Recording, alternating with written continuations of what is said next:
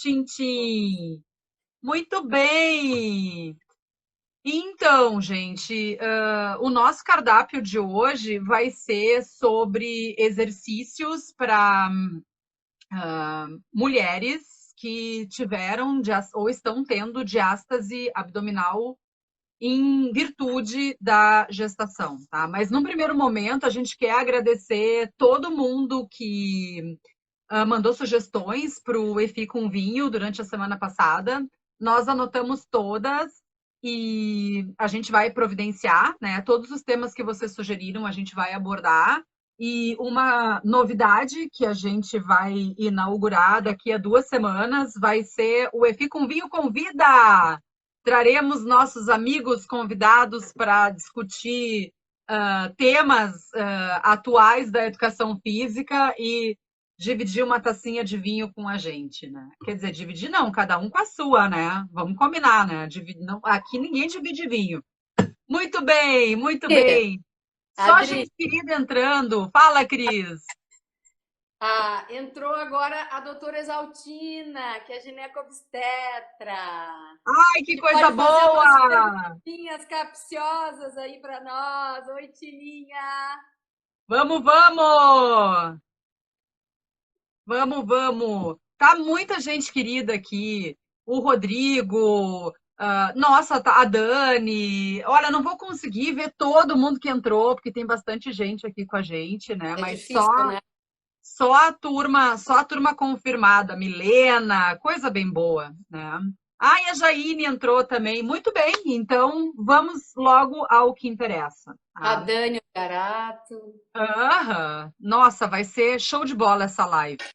Então, gente, esse tema surgiu há uns dias atrás, quando eu estava fazendo um curso sobre prescrição de exercícios abdominais e surgiram umas dúvidas no curso que me deixaram com uma pulga atrás da orelha e eu não me conformei muito com algumas das respostas que apareceram, né? E resolvi estudar mais.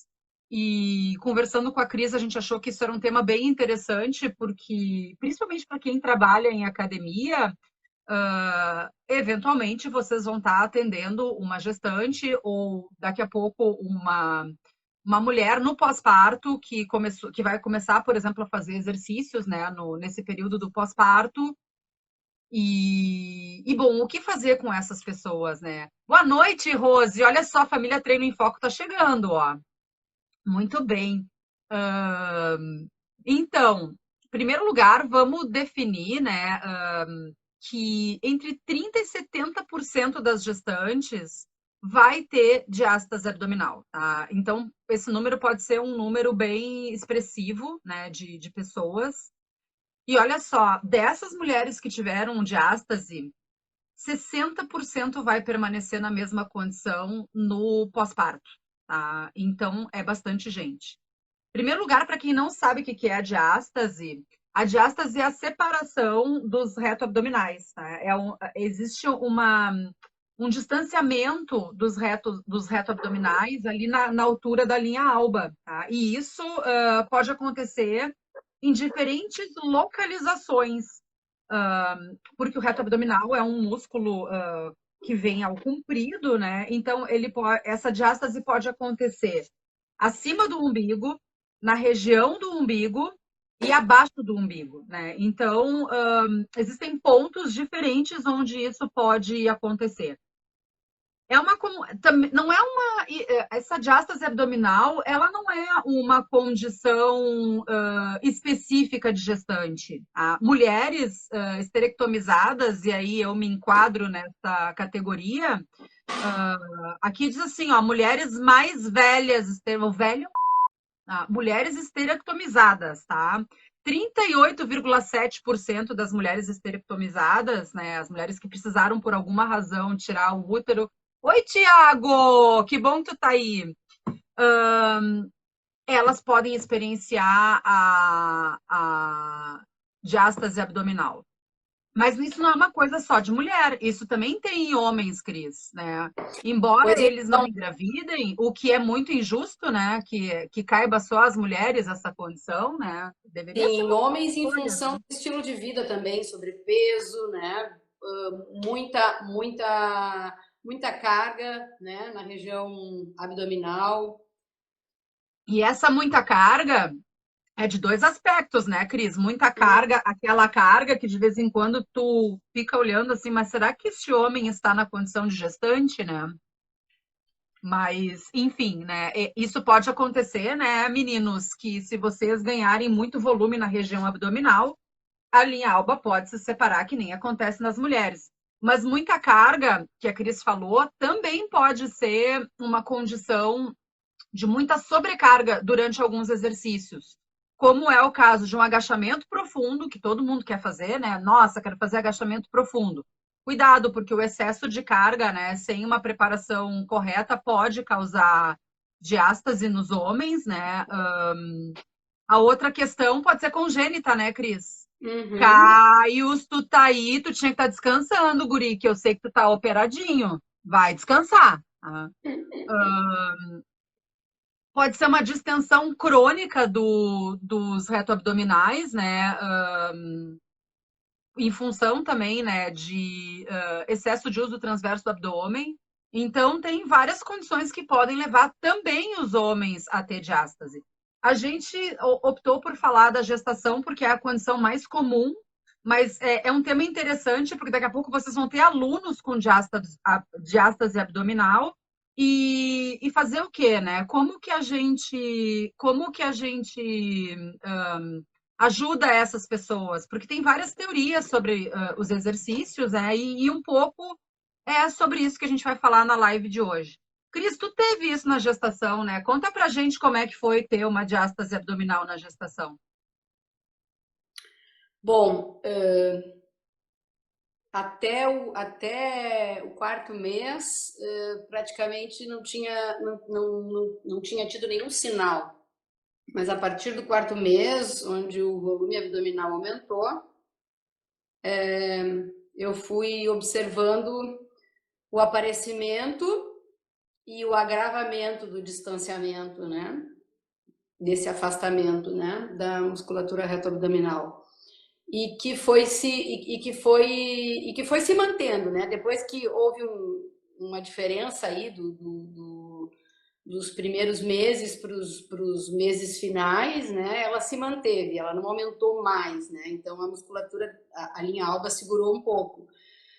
Mas era uma situação muito interessante, porque eu era uma gestante bem ativa, então eu nadava, fazia musculação, e eu observava que até no movimento, por exemplo, de micção, né, de urinar, né, o fato de sentar numa posição de 90 graus, por exemplo, para urinar, isso me provocava um abalamento. Então era como se fosse assim, dois dedos e meio, quase que 2 dedos e meio, bem marcados, assim. E nos exercícios eu observava bastante. E no meu caso, o parto, ele foi um parto cesariano. E isso acontece quando da cesariana, há necessidade do corte, né, na musculatura, né, de abrir e afastar, né, a musculatura reto-abdominal. E aí, consequentemente, pós a cesariana, há uma sutura, né, da musculatura reto-abdominal. Eu estou falando isso porque é um procedimento que é, vamos dizer assim, rotineiro, né? Até a doutora Exaltina tá aí, ela pode colocar alguma coisa pra gente, numa linguagem mais técnica, né? Mas exatamente isso que acontece. Então, mulheres que têm parto cesariana, né? E que tenham tido o afastamento, né? A diástase, essa diástase ela é corrigida no próprio procedimento da cesariana, né? Pós-cesariana. Já as mulheres que têm parto normal, isso não acontece, né? Então, elas acabam tendo que conviver nos primeiros meses, né, pós-parto, né, com essa diástase. E aí o procedimento, né, o procedimento que pode ser feito, tem muitas mulheres que ainda tiveram e ainda têm, porque não se submeteram a nenhum tipo de procedimento, que é um procedimento plástico, né, para fazer a sutura. E a manutenção, ou em não fazendo, a mulher não optando por uma plástica, né, pela sutura depois do parto, né, normal, para recuperar esse afastamento, né, ela pode sofrer, a literatura mostra alguns indícios, né, mas não tem nada que comprove, né, dor lombo-sacra, isso pode aparecer, desestabilização pélvica, né, fraqueza do core. E então, assim, como eu fui suturada no pós-cesárea, né, então isso ficou assim perfeito, praticamente me recuperei 100%, vamos dizer assim, desse afastamento, né? Então, praticamente não tive nenhum problema pós gestação em relação a isso, mas a gente sabe que muitas mulheres que têm parto normal convivem com isso, até porque talvez nem saibam, né, que possam fazer, que esse afastamento possa ser corrigido, né? Muitas vezes é por falta de conhecimento, né? E aí essa atividade, né, física que a mulher pode recuperar ou retomar depois da gestação, né, pode provocar a manutenção desse afastamento, ou o exercício ele pode até minimizar, né, que é o que a gente vai falar daqui a pouquinho, né. Então eu diria para vocês assim que é muito importante a gente poder avaliar a gestante, saber da história, né, da história gestacional, para poder pensar, né, nessas possibilidades de prescrição. E também pensar em que se a gestante ela tem a diástase, né, ela apresenta a diástase tendo tido um parto normal, o exercício ele pode auxiliar, né, mas a gente não leu nada que diga que ele recupera, né, recupere totalmente. Então, a recuperação total, ela é praticamente uma recuperação cirúrgica, né, o exercício ele talvez minimize um pouco, alguns mostram dados, né, mais aparentes em relação à redução do distanciamento em alguns exercícios, e em outros exercícios a literatura mostra que há um aumento desse afastamento, né, um aumento dessa diástase. Bom, primeiro também, Cris, eu acho que é importante a gente definir, né, o que é considerado normal, né, até para a gente poder avaliar quando a gente vai É o parto vaginal. Não, eu tô falando da diástase, criatura. Tu Ah, já tá. bebeu demais, tá? Ok, nem toquei ainda, Adriana. Ah, sim, Então, dos parâmetros de normalidade. Tu vai dar os e parâmetros aqui em mulheres que não tiveram filhos? isso, tá? As mulheres que a gente chama de nulíparas, né?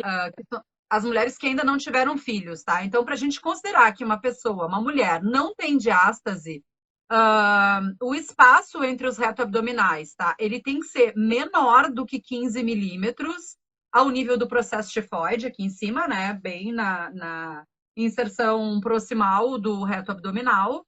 22 milímetros a 3 centímetros acima do umbigo e 16 centímetros, 2 milímetros abaixo do umbigo, tá? Então, essas são as medidas. Assim, ó, se vocês É o procurarem na contrário, literatura. Adri. No umbigo é 16 milímetros a 2 centímetros. A 2 centímetros abaixo, tá? Isso. 16 milímetros a 16, 2 centímetros abaixo do umbigo. Ai, eu devo ter falado errado, tá? De qualquer forma, o que acontece? Se vocês procurarem na literatura, em artigos mais recentes, enfim, vamos dizer assim, ó, de 2010 para cá, eles mudam, tá? Então, dependendo do autor que vocês considerarem, vai mudar o distanciamento e vai mudar o ponto de medida, tá? Mas só para vocês terem uma ideia, essa distância não é uma distância tão grande assim, né? Ou seja, acima do umbigo, um centímetro e meio, na verdade, né? Que são 15 milímetros, já é considerado diástase. E para a gente fazer essa aferição, o professor de educação física, a gente vai ter dois mecanismos, né? O caro e o barato. O barato é a palpação, tá? Então a gente vai palpar com a pontinha dos dedos, etc. E alguns professores de educação física que já investiram ou estão pensando em investir, porque é uma realidade hoje em dia trabalhar com esse tipo de ferramenta, né? No ultrassom portátil, a gente pode fazer essa medida também por ultrassom, tá? Então, existem os aparelhos de ultrassom portáteis, né, que são comercializados para o nosso uso, para a gente poder medir, por exemplo, espessura muscular, que também é um dos parâmetros aqui, né, que a gente vai falar, enfim, né? Porque como é que a gente avalia se está melhorando ou não, né? Então, uma das formas é a palpação, né? E a forma mais precisa, né? E não invasiva, o que é muito bom, é o uso do ultrassom. Tá? Cristo, quer colocar mais alguma coisa ou a gente começa a falar já das diferenças dos exercícios? Eu acho que a gente pode entrar já para as diferenças, Adriana. Tá, Talvez até para dar um pouquinho mais de tempo de perguntas depois, né? boa, boa, perfeito. Tá? Assim, ó, o que a gente viu na literatura? Primeiro que não existe consenso, tá? Então, quem está vendendo aí programa na internet, ah, fazer, sei lá, stomach vacuum, que vai melhorar a diástase abdominal, que vai resolver, que vai curar, que é a oitava maravilha do mundo. Gente, não. A literatura científica não traz essa informação, tá? Inclusive porque tem muito contrassenso nessa literatura e contrassenso em relação à escolha dos exercícios, tá? É difícil, primeiro que é uma literatura assim, ó, dentro da área da educação física, ela é escassa, para não dizer rara, tá? Normalmente quem estuda isso são os médicos e os fisioterapeutas, então é um campo de estudo que é bem importante, que é muito importante aqui de exploração para nós, né? Então, olha só, o que a gente vai discutir hoje são os dados que a gente encontrou, tá? E assim, ó, a gente está com. Obviamente, a gente não vai descrever os artigos para vocês, mas eles estão todos aqui. Esses aqui são alguns, assim, que a gente usou para embasar, né, a nossa fala. E, aliás, se vocês quiserem, mandem um direct para a gente, já mandando o e-mail de vocês, que a gente encaminha super de boas, tá? Se vocês quiserem ir a fundo nos detalhes, tá? Primeiro lugar, o que eu vou dizer para vocês aqui, o que a gente encontrou de análise de exercício tem a ver com o abdominal supra, tá? E o abdominal supra é a gente está considerando aquele com a coluna lombar no chão, os joelhos flexionados, os pés apoiados na superfície também, tá? E a flexão de tronco até as escápulas saírem do chão. Isso é o que eles estão chamando de crunch, né? Que é o abdominal supra, que a gente chama aqui, né, de abdominal supra, mas que é só flexão de tronco.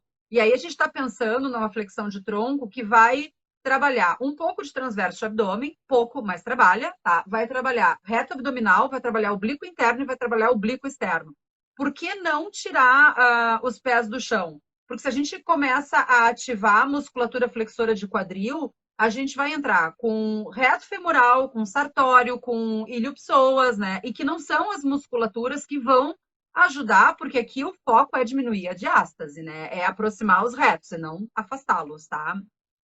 Então, esses abdominais, e muito tem se falado sobre a prancha abdominal, tá? E aí, depois que eu colocar o que os autores falam, eu vou colocar a minha visão de biomecânica, para vocês pensarem e verem, né, se concordam, se discordam, né? Aqui a ideia é a gente discutir o assunto, pensar junto e sair, né, elucubrando o que se pode fazer e que vai ajudar mais as pessoas a se beneficiarem, tá? Bom, não achamos, eu e a Cris, nenhum artigo que examinasse nem durante a gestação e nem pós-gestação a prancha abdominal tradicional, né? Ou com os cotovelos estendidos, ou com os ombros flexionados, aquela prancha que está todo mundo acostumado a fazer, que todo mundo diz que é triboa para transverso do abdômen. Não, isso não foi feito, tá? E eu vejo muita gente propondo esse tipo de exercício para ajudar pelo menos a conter ou a não ter a diástase durante a gestação. Isso vai ficar para o final, tá? Isso aí é a minha cereja no bolo, tá? Agora eu vou explicar sobre o artigo. Esse é um dos exercícios que foi testado, então o supra, tá? Que eu já expliquei para vocês como que é. E foi testado também nessa mesma postura, só que agora vai ser toda a coluna apoiada no chão, joelhos flexionados e pés apoiados no chão, tá? Só uma contração abdominal profunda, tá? Que seria, eu tô chamando aqui de prancha ao contrário, tá? Então seria só ativação da musculatura e a função desse exercício é muito semelhante ao que se chama por aí de stomach vacuum, tá? Que seria a ativação do transverso do abdômen, minimizando a contração do reto abdominal, oblíquo interno, oblíquo externo, tá? Então seria só seria então praticamente a contração do transverso do abdômen, tentando empurrar o transverso na direção da espinha, né, da direção da coluna, em posição supina, né, ou seja, né, em decúbito dorsal, tá? Esses dois exercícios foram os exercícios que eu vou comentar com vocês, para vocês verem que interessante, porque assim, ó, o que, que a literatura e algumas pessoas eu tenho visto por aí dizendo em relação ao abdominal supra, que seria o exercício dinâmico, tá? A Rose está perguntando das grávidas que já treinavam. E a Fê está perguntando se é o bracing. Não, Fê, Não é o bracing. o bracing é quando tu ativa todos os músculos abdominais. No bracing, tu vai ativar transverso, reto abdominal, oblíquo interno, oblíquo externo. No stomach vacuum, tá? Até já vou adiantar, então, já que tu me perguntou. No stomach vacuum, tu vai inspirar, expirar e no final da expiração, tu vai puxar o transverso do abdômen para cima, tá? Tu vai fazer uma contração de ativação do transverso do abdômen, tá? Não tem, ele não. O bracing é como se tu fosse contrair a musculatura para evitar que fossem te dar um soco na barriga, digamos assim. E o estômago vácuo é como se tu fosse fazer um vácuo no abdômen. Isso é o que os autores estão chamando aqui de drawing in, em inglês, tá? E a Rose está perguntando para grávidas que já treinavam. Sim, Rose, todos esses estudos que a gente leu contemplam grávidas que já treinavam e grávidas que não treinavam. Eles separam os grupos, tá? Então, bom, como é que eles fizeram? Eu vou relatar assim um pouco desse estudo só para contextualizar como é que como é que foi a avaliação. Então, assim, ó, eles mediram com o ultrassom. Essas gestantes elas não foram submetidas a uma intervenção, tá? É importante que vocês saibam. Elas foram avaliadas no final da gestação, entre as semanas 35 e 41, tá? Depois, no pós-parto, elas foram avaliadas da sexta ou oitava semana pós-parto. Depois, elas foram avaliadas da 14ª até a 16ª semana no pós-parto. E depois ainda foram avaliadas da 24ª à 26ª semana. Então, quem já treinava, seguiu fazendo sua atividade. Quem não treinava, seguiu sem treinar. Eles foram ver, né, durante a execução desses exercícios, o que acontecia com a distância entre os reto-abdominais, tá? Foi bem interessante, né? Porque eles não pediram nem para parar de treinar. Tipo assim, ó, o que estão fazendo fora aqui era só testagem mesmo, tá? Então, o que está fazendo fora está sendo acompanhado por outros profissionais. Aqui é ver que alteração acontece na linha alba durante esses exercícios nestes períodos, tá? Então, assim, ó, essas mulheres, elas iam no laboratório fazer a medida. Essa medida era feita com ultrassom. Não, Rodrigo, sem adaptação nenhuma. Era única e exclusivamente um teste em diferentes condições. O primeiro teste em repouso, o segundo teste fazendo o abdominal supra, uma repetição, para não ter efeito de fadiga, uma repetição, segurando essa contração por alguns segundos. E aí, assim, ó, vale saber que essa contração do abdominal supra era até elevar as escápulas do chão, subia, mantinha durante alguns segundos. Eu já vou achar para vocês quantos segundos era. Era pouquinho, era jogo rápido. Era 3 a 5 segundos, tá? 3 a 5 segundos. 3 a 5 segundos, daí esperava entre 6 e 10 segundos e fazia a coleta da terceira medida. A terceira medida era o drawing in, tá? Era só fazer a contração do transverso do abdômen, tá? A Rose está dizendo que travou. Pessoal, Não, voltou. pô. Beleza. Tá. Então, 3 medidas, tá? Repouso, tudo por ultrassom, tá? Repouso, depois do supra e depois e durante o drawing in, tá? Olha só, gente. Os resultados desses autores foram bem surpreendentes, porque muita gente defende que o abdominal supra ele causa um aumento de pressão intraabdominal, tá? E por isso ele deveria ser evitado. E que o drawing in, por estar por trás de toda essa musculatura, ele seria mais seguro por não aumentar tanto a pressão intraabdominal. Só que, surpreendentemente, e na contramão do que todo mundo pensava, o abdominal supra, ele provocou como que é a palavra? É um narrowing em inglês, mas é uma aproximação das linhas alba. Uma aproximação das linhas alba, o abdominal supra, ao contrário do drawing in, tá? O drawing in, ao contrário do que se pensava, ele provocou um afastamento da linha alba. Só em um ponto isso não aconteceu, em uma situação de coleta, que foi no pós-parto. Em todas as outras coletas, houve afastamento da linha, houve aumento da largura da linha alba com consequente afastamento dos reto-abdominais em todas as outras condições. Então, de 4 testes realizados, só em um, tá? Que foi da 14ª à 16ª semana, é que não houve afastamento. O que significa que o exercício isométrico não ajudou a unir os dois reto-abdominais, ou seja, a diminuir a distância da linha alba, e, pelo contrário, prejudicou porque provocou um afastamento. E aí a gente tem que ir para a discussão do artigo para ver quais são as justificativas que os autores trazem para isso ter acontecido, porque vai na contramão do que a gente fez uma enquetezinha durante a semana e vários de vocês responderam. E foi bem interessante, porque no meu perfil o pessoal faria uma opção pela aplicação da prancha abdominal, tá? E no perfil do EFI com vinho foi o contrário. O pessoal aplicaria mais supra do que prancha, tá? Então, olha só, o que esses autores estão dizendo para essa amostra, que não foi uma amostra pequena, foi uma amostra até, tipo assim, tá, nós não estamos falando de milhares de pessoas, assim, mas foram 84 mulheres que foram submetidas, não é uma amostra com 3 ou 4, tá? Eles viram que o exercício isométrico, que a gente está chamando de drawing in, eu não vou ser leviana de dizer que foi prejudicial, mas ajudar não ajudou, porque ele provocou, inclusive, um certo afastamento. Mas aí vocês estão querendo saber agora, tá todo mundo, né, se coçando para saber, tá, mas por que, professora? Bom, a gente precisa agora analisar um pouco da biomecânica das inserções, tá? Então, o que que acontece? A gente pensa, né, na parede abdominal, ali na linha alba e tal, como se fosse uma coisa só. E não é, tá? São várias lâminas entrecruzadas que formam essa espécie de fáscia, que é a face abdominal, tá? O transverso do abdômen, gente, ele é um músculo. Olha só, minha irmã chegou, né? Ele é um músculo que ele atravessa, ele tem inserção na frente e atrás.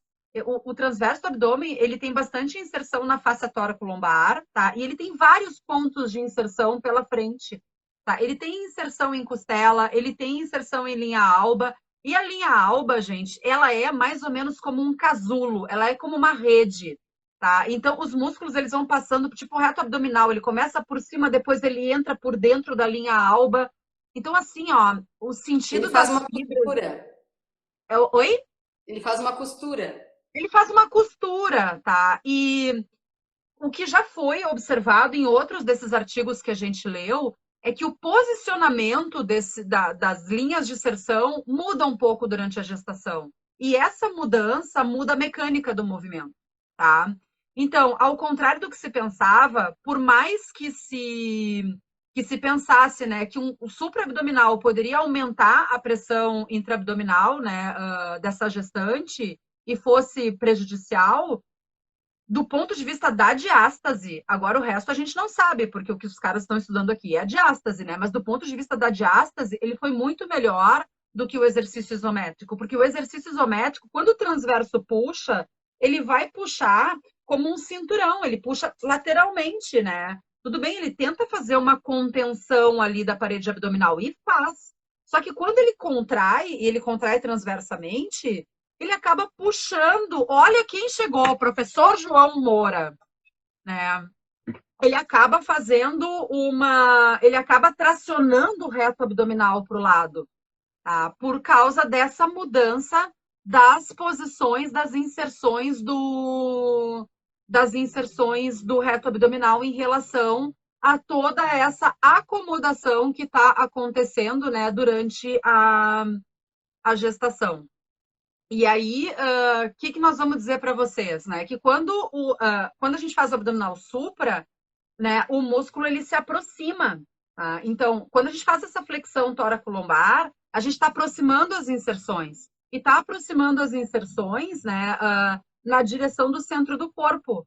Né? Quando a gente faz o exercício isométrico, por essa tensão dessas fibras que têm um arranjo longitudinal, tudo bem que algumas fibras são mais oblíquas no transverso do abdômen, mas como ele está nessa função mais de cinturão, ele acaba afastando o reto abdominal. E isso é o que os autores estão justificando, né, do porquê desses resultados que eles observaram via ultrassom. Tá? E aí eu tinha dito para vocês que eu ia dar o meu palpite, né, biomecânico sobre um exercício que é muito tem sido, eu tenho visto ele sendo bastante prescrito, né, por aí, mas a gente não viu nada na literatura que embase isso, tá? Que é a questão da prancha abdominal, tá? Agora eu vou pensar do ponto de vista, né, biomecânico, e olha só, eu vou trazer aqui um convidado especial, que é o Yoshi, tá? Pra gente fazer essa análise mecânica desse movimento. Olha só o Yoshi, gente. O Yoshi, ele tem aqui uma protuberância abdominal. Vamos dizer que ele é menina, tá? E agora o que eu vou fazer com ele? Eu vou botar ele nessa posição. Ele vai fazer uma prancha, ó. Olha aqui que fofinho. Prancha abdominal. Olha só, gente, o Yoshi tá grávido. Então aqui vocês veem que ele já tá com hiperlordose por causa da mudança da posição do centro de gravidade na barriguinha dele, porque aqui tem um baby Yoshi dentro, tá? Então olha o que acontece. Tu botou ele em prancha, ele já tem um acúmulo de massa corporal aqui embaixo e existe aqui um negócio chamado de linha da gravidade, tá? Então, ó, tá aqui o Yoshi fazendo a prancha. Só que assim, ó, essa Yoshi, né? Ela é uma atleta gestacional. Ela não fazia abdominal antes da gestação. O que acontece? Parede abdominal não tá reforçada, tá? Tem o bebê lá dentro, o peso dos órgãos, peso, enfim, né, do corpo da mulher, mais o peso do bebê, sendo tracionado. Olha aquele vetorzinho lá, né? Linha da gravidade, né? Vetor na vertical que aponta para o centro da Terra, né? Então, ó, vocês imaginem tudo isso e ele tem que fazer uma força contrária. Só que assim, ó, se esse abdominal não for muito forte, gente, o que pode acontecer? Separação da linha. Ó, a linha alba dele é enorme, já tá super. Ele teve diástase abdominal, tá? Ele teve. Por quê? Porque ele fez prancha. E por que ele teve? Porque ele não treinava antes, ele já era gorducho, engravidou de gêmeos, e aí o que aconteceu? A força-peso, né, sob a ação da gravidade, com uma musculatura abdominal fraca, aí ferrou total com a linha alba do Yoshi, que agora tá deste comprimento, tá? Esse é um fator. O outro fator, né? Eu disse para vocês que tinha uma cereja no bolo, mas nada é nada é assim, né? A gente sempre guarda uma surpresa para vocês. É a questão, gente, de que na hora do parto, o Yoshi ele tá assim. Ele vai ter o parto nessa posição. Só que assim, ele tá com muito encurtamento aqui, né, anterior, de quadril, então ele não consegue ficar com os joelhinhos na posição do parto. Mais ou menos assim, tá? Ele vai fazer o parto, tá? Então, o que acontece? Agora é o momento do parto do Yoshi. Vai sair daqui de dentro um baby Yoshi. Ó, tava aqui dentro, agora ele vai sair. Gente, como que esse cara vai fazer força, tá? Se ele não treinou na posição supina. Então, assim, ó, na hora do parto normal, gente, olha só, tem isso dentro disso e tem que sair, tá? E ele não treinou esse abdominal supra para ajudar a expulsar o baby Yoshi de dentro da barriga dele. Então, assim, ó, eu fico pensando, não tem exercício que seja o suprassumo, né, e que vai resolver todos os nossos problemas. Tu sempre ganha de um lado e perde de outro. Se por um lado o supra tem essa condição, né, de talvez aumentar essa pressão intraabdominal, quanto tempo de contração a gente vai manter, né, de forma que isso realmente trouxesse um grande prejuízo? Bom, aí eu que sou personal dessa pessoa, eu vou controlar, por exemplo, se essa pessoa não está fazendo manobra de valsalva, né? Se estiver fazendo, aí, manobra de valsalva, né? Tempo de contração, tempo de obtenção alto, isso sim pode dar, pode ser perigoso, pode representar um risco, né? Mas assim, se forem tempos de contração não tão exacerbados, com a respiração correta, isso pode, inclusive, ajudar a preparar, né, a gravidinha para o momento do parto, né? Para que ela não sofra tanto. Então, gente, o que eu acho importante dizer para vocês é que nesse aspecto, né, em relação a esse tema na literatura, a gente ainda tem bastante coisa para discutir, porque não tem um consenso sobre quais são os melhores exercícios.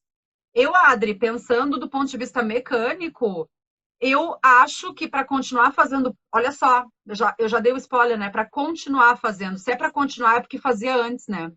Eu não sei se eu, no chão da academia, eu colocaria uma gestante que não fazia exercício antes, ou uma mulher pós-parto que não fazia exercício antes, a treinar um exercício que a literatura indica, mesmo na posição supina, que pode causar afastamento. E na posição supina, a ação da massa do corpo é menor do que na posição prono, que é a posição da prancha, né? Então, a gente fica pensando, né, nas opções, e já que a gente não tem uma opção que seja aquela que a literatura diga assim, uau, padrão ouro, essa não vai fazer mal, essa a gente a garante, que nem dizia o seu Creyson, acho que nenhum exercício, a gente não está aqui condenando nenhum exercício, mas a gente pode ver que alguns exercícios, talvez, para mulheres com diástase, sejam mais adequados. Se não tiver diástase, talvez a gente possa fazer opções por necessidade, por preferência. A gente nem falou de equilíbrio pélvico aqui, que é um outro fator importante, né? Durante a gestação, se tem uma perda de equilíbrio pélvico bem importante, bem considerável, né? Então, assim, a ativação não só da musculatura de core, mas também pensar em ativação de musculatura pélvica, porque as mulheres podem ter incontinência urinária no pós-parto, né? Então, tem um conselho lá no Canadá, tipo o que é o nosso CREFITO, né, do Conselho de Fisioterapia, que tentou estabelecer algumas diretrizes, né, Cris, para tentar balizar o exercício para gestantes e não volta a exercício depois do pós-parto. Então, o que assim, ó, isso veio da fisioterapia, né? Mas em tudo isso em relação à diástase, gente. O que eles disseram, Cris? Em relação, que eles estão, que eles estão normatizando, assim? Esse estudo ele foi publicado no Journal of Women's Health Physical Therapy e ele é um estudo de 2019. Ele é conservador, a gente poderia dizer, né? Porque ele estabelece, pela nossa fala agora, pela fala da Adriana, a gente viu que existem algumas diferenças sutis, mas muito embora significativas em relação a alguns exercícios, né? como o supra e o draw, que podem aumentar a diástase ou podem favorecer a aproximação, né, dos retos.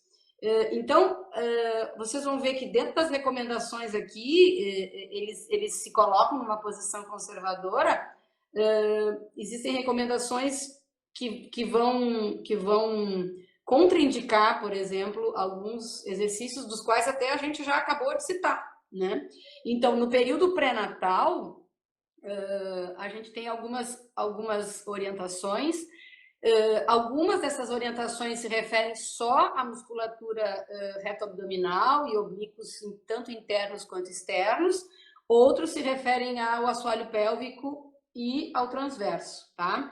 Então, por exemplo, nesse período pré-natal, evitar exercícios que envolvam concentricamente, né, músculos abdominais, e aí, no caso, o reto, o oblíquo interno e externo, né, que é da leva desse tipo de exercícios. Facilitar a coativação ideal da unidade interna durante o exercício, e aí esses são exatamente para o assoalho pélvico e para o transverso. Promover, nos exercícios, promover então a respiração diafragmática, que é uma respiração mais, vamos dizer assim, eficaz, né? Que envolve menos tensão, né? O movimento mais livre do abdômen.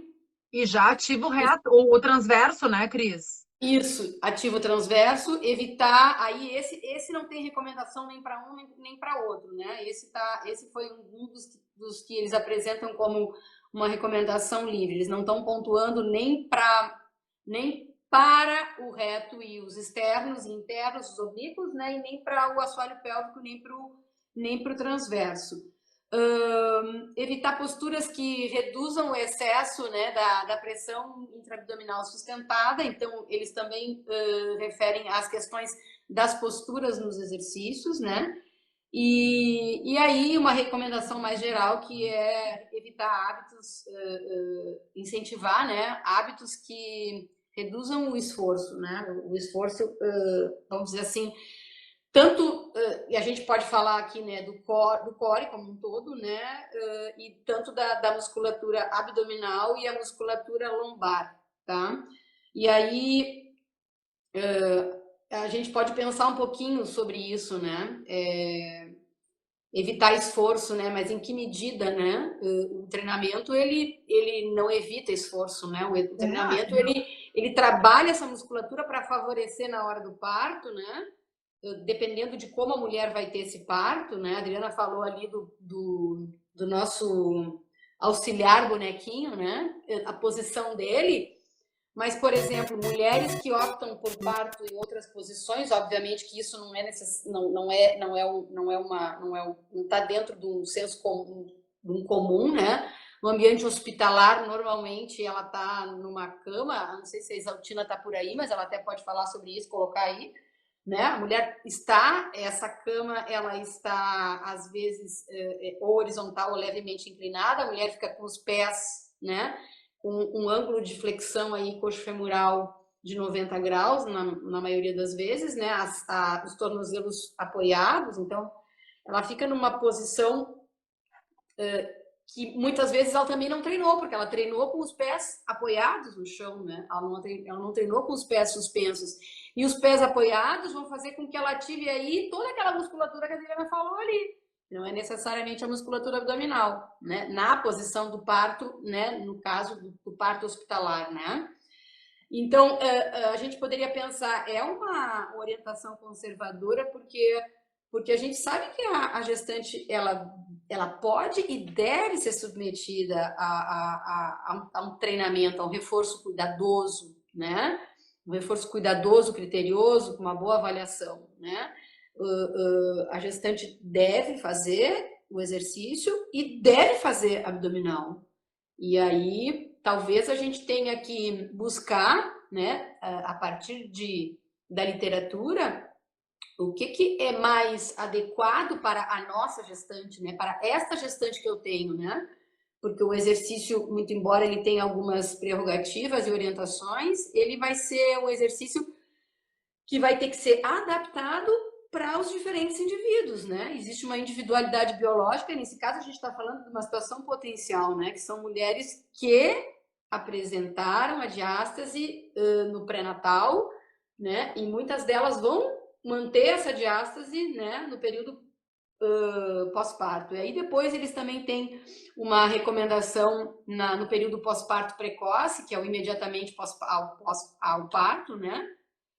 E aí a mesma coisa para musculatura oblíqua interna externa e reto. Evitar exercícios que envolvam essa musculatura trabalhada de forma concêntrica, né? Para o assoalho pélvico e para o transverso, exercícios nos quais os mecanismos de continência não é mantido. Evitar exercícios de alto impacto, né? Que são os exercícios que mobilizam aí um trabalho mais dinâmico. E, voltando ainda para o assoalho pélvico e para o transverso, facilitar a coativação ideal da unidade interna dos músculos durante o exercício, né? E aí, essa recomendação é uma recomendação bem interessante. Então, a gente vai observar que, depois, no período pós-parto mais tardio, as orientações elas não mudam muito. O que fica das orientações é que a progressão dos exercícios ela deve ser feita de maneira gradual, né? Na medida em que a gestante vai adquirindo, né, mais força e maior capacidade de aumentar o espectro dos exercícios, né? Da forma de realizar os exercícios para que realmente ela possa trabalhar, né? O foco desses grupamentos. E não entrando nos exercícios que não vão ativar realmente reto, oblíquo internos, externos, transverso e assoalho pélvico, que é o que eles recomendam. Então, a gente, basicamente, na verdade, com uma orientação aqui de que, apesar de tudo isso, né, a gente tem que ter esse olhar que é um olhar para essa gestante, né? E nesse caso, da nossa live, elas são as mulheres que têm a diástase, ou seja, é minimizar essa condição da diástase, no caso das mulheres terem tido o parto vaginal, né, e que essa diástase não vai poder ser, vamos dizer assim, recuperada no próprio momento do parto, que seria numa cirurgia, e que ela venha fazer isso posteriormente, né?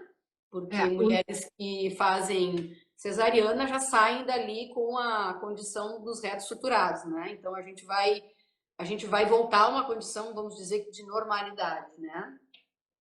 A questão toda, né, Cris, para a gente fazer um fechamento daquilo que a gente está dizendo, né, é que assim, ó, o grande problema, ou melhor, o maior problema é quando essa gestante não fazia exercício antes da gestação e passa a fazer.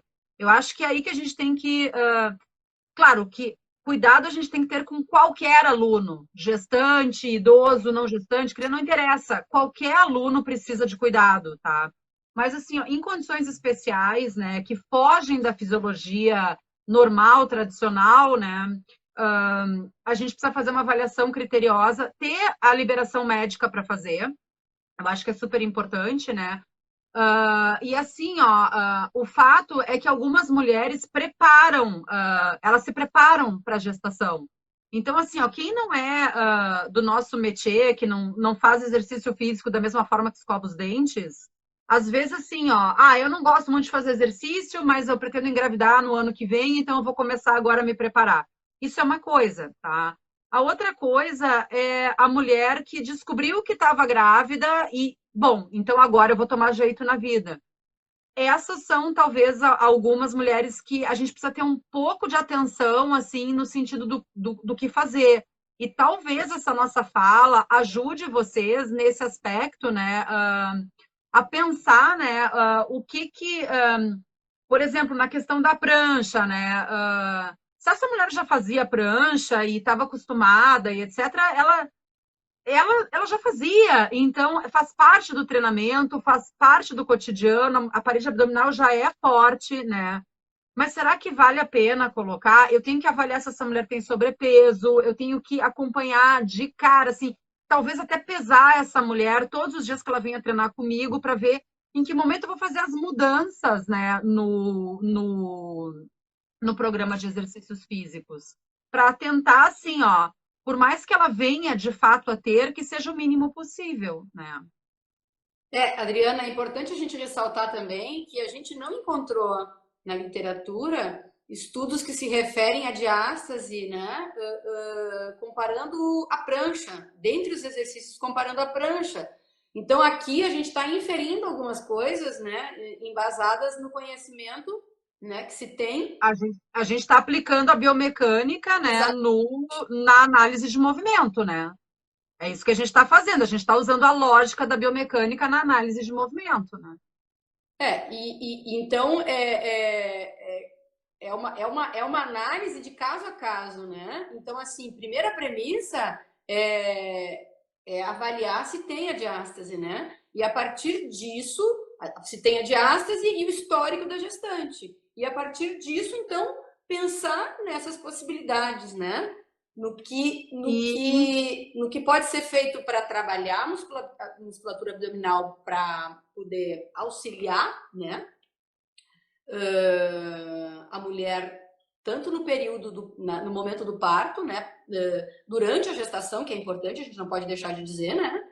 Auxiliar durante a gestação, no momento do parto, e também fazer com que essa mulher tenha uma recuperação mais rápida no pós-parto também, porque isso é fato, né? É pensar para poder pensar na prescrição, né? Para poder pensar na escolha, né? Pensando na saúde durante e pós, né? E no momento do parto. O que é mais adequado fazer dentro desta condição em função da diástase, né? Para não piorar, né? Para minimizar, né? E para fazer com que essa mulher, então, pós-parto, ela tenha uma condição de poder manter os exercícios e não agravar mais essa condição que já foi exacerbada, né? Se apareceu na gestação, já foi exacerbada e que pode continuar se mantendo no pós-parto, né? Olha só, Cris, a produção está me dizendo que a gente tem 4 minutos antes que o Insta nos derrube. Eu queria colocar uma coisinha aqui, olha só, uma coisinha, né? Gente, não adianta, né? O vinho entra, a verdade sai, né? Assim, ó, os resultados, né, parecem sofrer interferência do tipo de exercício praticado pela gestante e não se sabe exatamente quais são os abdominais que afetam, por exemplo, a capacidade funcional durante a gestação e o pós-parto. Porque a gente falou muito de diástase, mas lembrem que talvez não, os resultados que a gente viu em alguns estudos mostram que algumas mulheres perderam muita força e outras não, sabe? Então, assim, ó, só para a gente dar um fechamento, a maior perda de força é a partir da 26ª semana da gestação, tá? E dali a tendência é que nenhuma consiga fazer um abdominal completo. Se vocês forem, eu não sei se eu vou conseguir mostrar para vocês aqui, ó, mas olha só, aqui a gente tem 4 níveis de abdominal que deveria ser segurado durante um período de contração, né? Assim, ó, no final da gestação, nenhuma das gestantes testadas, isso é um outro estudo, tá? Conseguiu manter essa posição. O que mostra que todas elas têm perda de força no final, tá? Mas assim, ó, será que isso é pela funcionalidade que deixou de acontecer? Ou são outros fatores, tá? Então, é um assunto ainda a ser elucidado pela ciência, tá? Quem diz que sabe o que fazer, a gente não sabe de onde sai essa informação, porque a própria literatura científica não contempla isso. E o que a Cris falou ao longo de toda essa live, e que é muito importante, é que os artigos, gente, agora eu só vou falar de uma outra forma, eles trazem resultados para a média da amostra avaliada. Tenham isso na mente, tá? Quando a gente está lá no chão da academia ou no estúdio de Pilates, não importa. Quando a gente está com a nossa aluna gestante, ela não é a média da população, ela é um indivíduo. Tá? A gente entende o que acontece com a média da população, mas vai que esse indivíduo seja um desvio padrão ou seja um outlier. Tá? Então, assim, ó, pensem nesses aspectos e façam a prescrição que vocês considerarem a mais segura no momento em que vocês fizeram uma avaliação cuidadosa, acompanharam e principalmente com liberação médica, tá? Vamos nos despedindo do pessoal antes que o Insta nos derrube, Cris. Super obrigada por vocês estarem aqui com a gente, né? É sempre muito importante, né, a presença de vocês aqui. Deixem sugestões para nós. O próximo assunto da semana que vem vai ser sobre o exercício praticado com a máscara. O que que acontece, né, quando a gente pratica exercício com a máscara, tá? E a gente vai atender todos os pedidos de vocês, né, na medida em que a gente vai avançando nas semanas. Muito obrigada por estarem aqui. Um super beijo e boa noite. Cris, te despede dessa gurizada. Beijo, pessoal. Obrigada pela participação. Semana que vem a gente se encontra novamente com um assunto bem pertinente, bem interessante. Vocês vão ver que vão observar que o que a gente tem visto nas lives, né? E nas lives, nos vídeos do pessoal que voltou a trabalhar, né? De máscara, dá pano para manga. Semana que vem, gente, com a nossa tacinha de vinho, a minha só tem mais um gole, tá? A gente espera vocês aqui no mesmo bate-canal. Um super iluminado domingo para vocês. Um beijo para a família Treino em Foco. Um beijo para os nossos alunos, para os nossos amigos. Valeu mesmo, gente. Muito boa noite para todo mundo. Beijo, Adri. Beijo, Cris. Tchau, tchau.